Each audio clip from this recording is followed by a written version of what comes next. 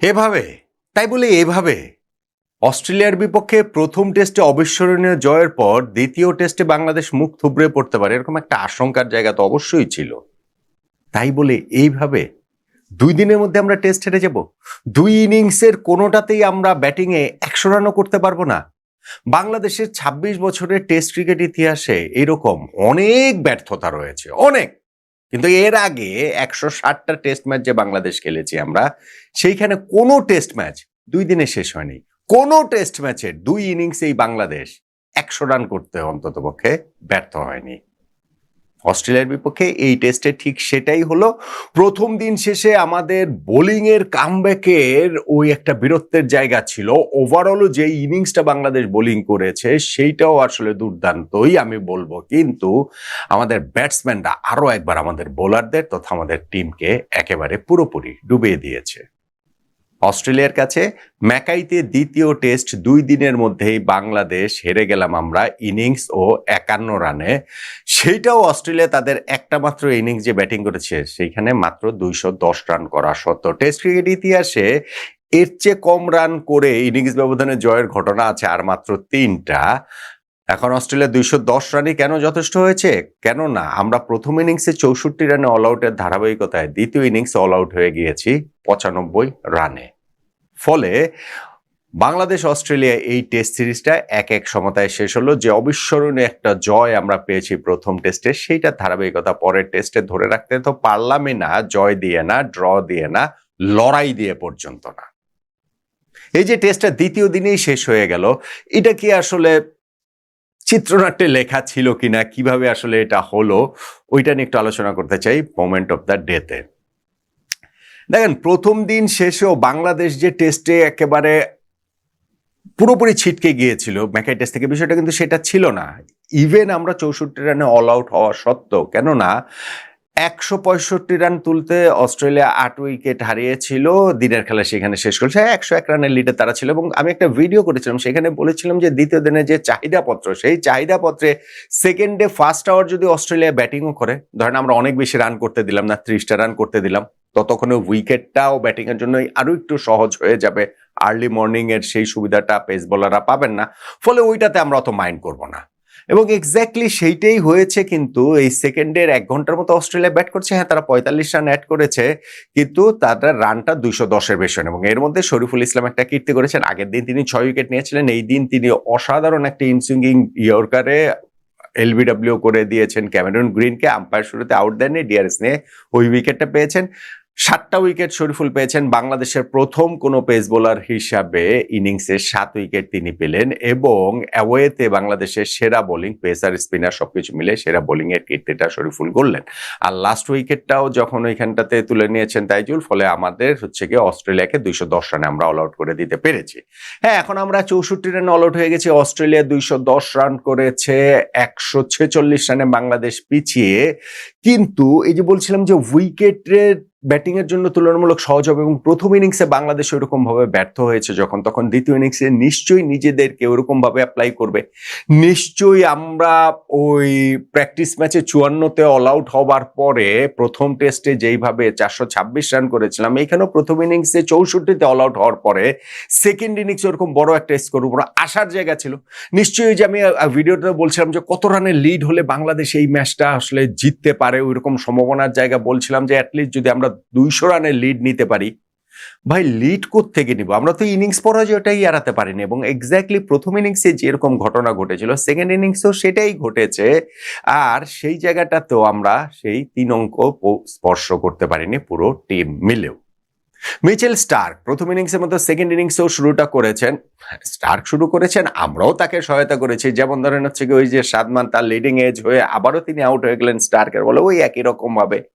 মমিনুল প্রথম ডেলিভারিটাতেই তিনি মারবেন কি ছাড়বেন এই দ্বিধাতে শেষ পর্যন্ত বলটা ছেড়ে দিয়ে স্টার্কে বলে বোল্ড হয়ে গেলেন। পরপর 2 বলে স্টার্ক 2 উইকেট যখন নিয়ে নিল, বাংলাদেশ এই ইনিংসের শুরুতেও আবার ব্যাকফুটে। আবার কিছুক্ষণের মধ্যেই তানজিদ হাসান তামিমও তিনি আউট হয়ে গেলেন। তিনিও হচ্ছে গিয়ে ওই যে একটা পুল করতে গিয়ে লং লেগে ক্যাচ দিয়ে তিনি আউট হয়ে যান। ওই যে সেঞ্চুরি পরের 3 ইনিংসের মধ্যে পরপর 2 ইনিংসে তিনি ডাক মেরেছিলেন, এই ইনিংসে তাও রানের খাতা খুলেছেন, 2 অঙ্কে যদিও পৌঁছতে পারেননি। ফলে আমরা ওই যে শুরুতে 3টা উইকেট হারিয়ে ফেলেছি না, তারপরে বাংলাদেশের ইনিংসে বলার মতো একটা অনেকটাই একটু আশা, এবং মানে অবস্থাটা দেখেন, আশাটা কি, আমি বলছি নাজমুল হাসান শান্ত আর মুশফিকুর রহিমের পার্টনারশিপ, সেই পার্টনারশিপটা হয়েছে হচ্ছে গিয়ে 27 রানের। সেই পার্টনারশিপে তো না, মানে নিজের ইন্ডিভিজুয়াল ব্যাটে রান করেছে নাজমুল হাসান শান্ত 31। এই 27 রান হচ্ছে গিয়ে আমাদের একটুখানি আশা, এবং শান্ত তিনি লায়নের বলটাতে লং অফ ফিল্ডার আছেন, তাকে স্টেপ আউট করে মারতে গিয়ে ছক্কা মারার চেষ্টায় গিয়ে সেইখানে ক্যাচ দিয়ে আউট হয়েছেন। ভাই যদি এটা ছক্কা হতো খুব ভালো, হ্যাঁ ঠিক আছে, যে বোলারের প্ল্যান পরিবর্তন করতে তখন তিনি বাধ্য করতে পারতেন, কিন্তু যখন না হবে টেস্ট ক্রিকেটে আপনি ফিল্ডার ওইখানে আছে দেখে তার উপর দিয়ে আপনি ছক্কা মারার চেষ্টায় যখন বাউন্ডারি লাইনে ক্যাচ দিয়ে আউট হবেন, এইটা আসলে ভাই খুবই খুবই দৃষ্টিকটু, এবং এইটা খুবই প্যাথেটিক বাংলাদেশের ক্যাপ্টেনের কাছ থেকে নিঃসন্দেহে। আর শান্তর এই প্যাথেটিকের কথা কি বলবো, লিটন দাস এই সিরিজে তিনি রানই করতে পারলেন না, মানে পারলেনই না। প্রথম টেস্টে আমাদের সেই অবিস্মরণীয় জয় 0 রান আউট হয়েছেন, এই টেস্টের প্রথম ইনিংসে 0 রান আউট হয়েছেন, এবং এই সেকেন্ড ইনিংসটা, এবং সেকেন্ডটাতে লাইভ পেয়ে শুনে, এবং সেকেন্ড ইনিংসে তাও তিনি বলতে পারেন যে না আমি তো কোনো লাইভ পাইনি। এই একমাত্র হচ্ছে গিয়ে লিটন দাসের ডিফেন্স সেকেন্ড ইনিংসে থাকতে পারে, কিন্তু সেইখানটাতেও তিনি ওই বাইরের বল তিনি মেরে হচ্ছে গিয়ে স্লিপে ক্যাচ প্র্যাকটিস করিয়ে তিনি আসলে আউট হয়ে গেলেন। ফলে বাংলাদেশ এই জায়গাটা থেকে তারপরে হিসাবটা দাঁড়িয়েছিল এরকম যে আমরা ইনিংস পরাজয়টা আসলে এড়াতে পারি কি না। না, আমরা ইনিংস পরাজয়টা এড়াতে পারিনি। মুশফিকুর রহিম এক সাইড থেকে একটু লড়াই করেছেন, মেহেদী হাসান মিরাজ এসেছিলেন, কিন্তু মিরাজও ওই যে একটা হচ্ছে গিয়ে র্যাম্প করার চেষ্টায় তিনি কিপারের কাছে ওই যে এইচ হয়ে তিনি আউট হয়ে গেলেন, আমাদের বোলাররাও এরপর আউট হয়ে গেছে। যে আমাদের চা বিরতিতে যখন আমরা যাই তখনও আমাদের হিসাব ছিল যে হাতে 2টা উইকেট রয়েছে, যেহেতু আরো 51 রান লাগে ইনিংস পরাজয় এড়াতে, সেটা আমরা পারবো কিনা, কিসের কি পারবো। চা বিরতির পর 3 বলের মধ্যেই বাংলাদেশের ইনিংস শেষ, নাথান লায়ন শেষ 2টা উইকেট তুলে নিয়েছেন, মুশফিকুর রহিম অন্য প্রান্তে তখন নট আউট ছিলেন, আমরা 95 রানে অল আউট হয়ে গিয়েছি। যেটা বলছিলাম 2000 সাল থেকে বাংলাদেশ টেস্ট ক্রিকেট খেলে, এই 26 বছরে এর আগ পর্যন্ত 160টা টেস্ট ম্যাচ আমরা খেলেছি। সেই 160 টেস্ট ম্যাচের কোনো টেস্ট ম্যাচে বাংলাদেশ কিন্তু 2 দিনের মধ্যে হারেনি, কোনো টেস্ট ম্যাচে হয়নি। আমাদের একদম প্রথম টেস্ট ম্যাচেই দেখেন যে আমরা প্রথম ইনিংসে 400 করেছি, সেকেন্ড ইনিংসে 100 করতে পারিনি। এরকম আমাদের বহু টেস্ট ইনিংস রয়েছে, কিন্তু 2 ইনিংসের মানে টেস্ট ম্যাচ রয়েছে, 2 ইনিংসের কোনোটাতেই 100 করতে পারবো না, এমন ঘটনা ঘটে নাই। মিচেল স্টার্ক এই টেস্টটাতেও 10 উইকেট নিয়েছেন। প্রথম ম্যাচটাতে অস্ট্রেলিয়া হারার পর প্রবল দাপটে তাদের প্রত্যাবর্তন হলো, বাংলাদেশকে একেবারে উড়িয়ে দিয়ে গুড়িয়ে দিয়ে সত্যিকার অর্থেই তারা এই জয়টা আসলে তুলে নিল। বাংলাদেশের জন্য বিষয়টা আসলে ভীষণ ভীষণ রকমের হতাশার।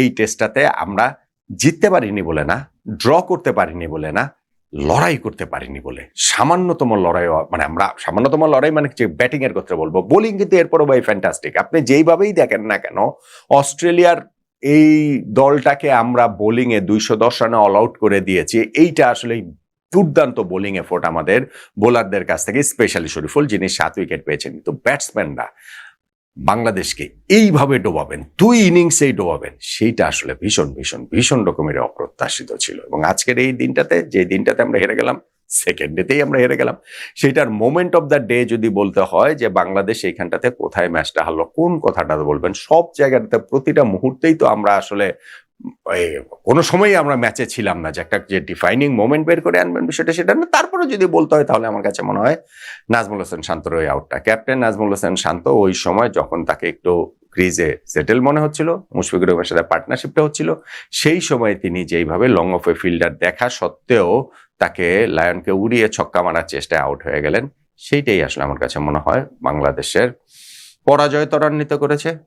লিটন দাসের কথা আর কি বলবো, 3 ইনিংসে ডাক মেরেছেন অস্ট্রেলিয়া সফরে, কোনো রান ছাড়াই, রান করা ছাড়াই তিনি ফেরত আসলেন। যেই রান নিয়ে গিয়েছিলেন অস্ট্রেলিয়া টেস্টে, সেই রান নিয়েই তিনি আবার ফেরত আসলেন। ফলে আছে ওরকম আরো অনেকগুলো জায়গাতে রয়েছে, কিন্তু নাজমুল হাসান শান্তর ওই মোমেন্টটাতে আমার কাছে মনে হয় যে আমাদের জন্য এই আজকের দিনের সবচেয়ে ডিফাইনিং মোমেন্ট, সেটি আমার কাছে।